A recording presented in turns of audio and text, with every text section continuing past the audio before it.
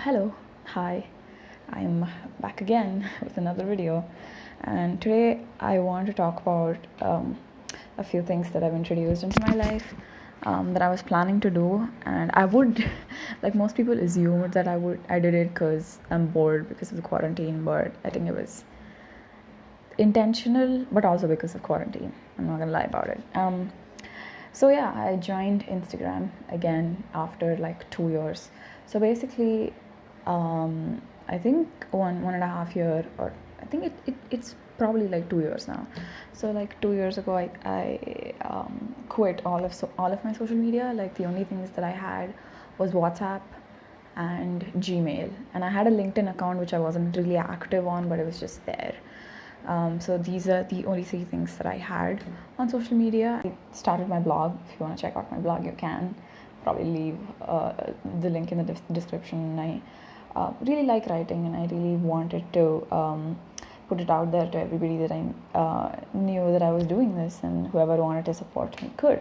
So my friend suggested that I join Instagram back, but I have a really bad threshold for addiction, in the sense that it takes me like 24 hours to get addicted to something, and like spend hours and hours on it. So I had to have like a solid plan for me to not be addicted. So I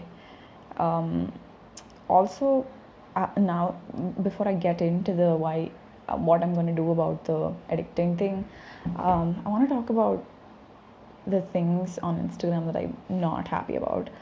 First thing is that you can't really disable the likes and comments on Instagram. I'm not sure about the comments, but the likes you can't, and that's what keeps you coming back, right? That's what gives you the hit and like gets you addicted. And I was like, that's a design tactic that's made for the company to get some profits, I guess. And it's not really centered around artists promoting themselves, like regardless if they're whatever they're doing, like photography, and there are a lot of writers on there as well. It's not made to promote them. It's rather made for the company to get attention so that they can make money out of the fragments of attention that you give to them, which became more and more apparent since the last 48 hours I've been using it.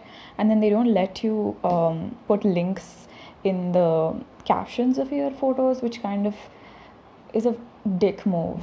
It's very centered around making the company make more money than artists being supported. Although I did realize that it's easier for me to contact people on Instagram, and I want to move to another domain after I graduate from engineering. So I thought I should approach some people, ask some questions, and whatever queries I had. So I thought it was a necessity for now. I might not actually stay on there because I do have my website to post things that might or might not be of monetary gain to me later, but it's just really shitty that Instagram is just constructed that way. Yeah, so what I did was so basically these are like a few minimalist principles that I follow to keep myself sane rather, because I do remember a couple of years ago, before I started this whole thing, before I jumped on the minimalism bandwagon, although it's a good one, is because like so I had my shit everywhere. I had a lot of clothes and I didn't find clothes in the morning, and then my digital life was completely wrecked. There was no sort of organization at all, and there were just things everywhere, like digitally, and then in my room, and it gave me so much of mental stress that I was like, okay, we need to get some organization around here. And somebody at the time told me about this YouTuber called Tom Frank, who also led me to Matt Diavella. And although I'd heard of minimalism before, it wasn't really like, oh, I should do it too kind of thing. But now that I've intentionally taken up, I think I have had more success with organization than anything else. That's how it started, rather, for me.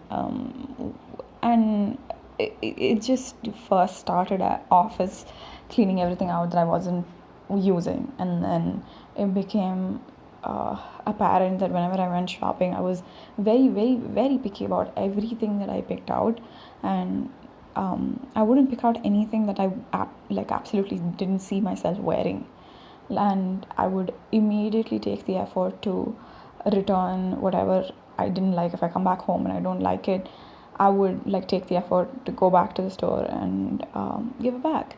And I think my wardrobe has shrunk drastically from that period, and my mom is very devastated with it because she likes to see me in blingy clothes. It's been good that I'm in, even with books and with a lot of things that I wasn't using, it was getting easier and easier to get rid of things that I only had an emotional attachment to, but I wasn't really using it. So I realized that it was time to give it to someone that would make better use of it, or throw it out entirely, because more things is more maintenance. I did that, and then after that I realized that my digital life was going for a spin, because I wasn't really finding anything good on social media, and it wasn't really bringing anything except for anxiety. And I think it was the best thing to do at the time, to give it up.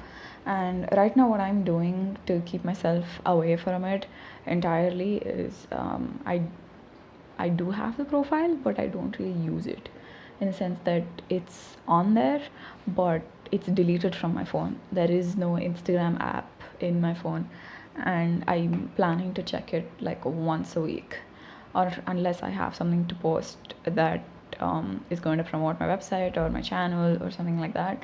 And that's how I'm dealing with it. And that's the only thing I've introduced into my social media thing as of yet. And that's all I'm planning to do.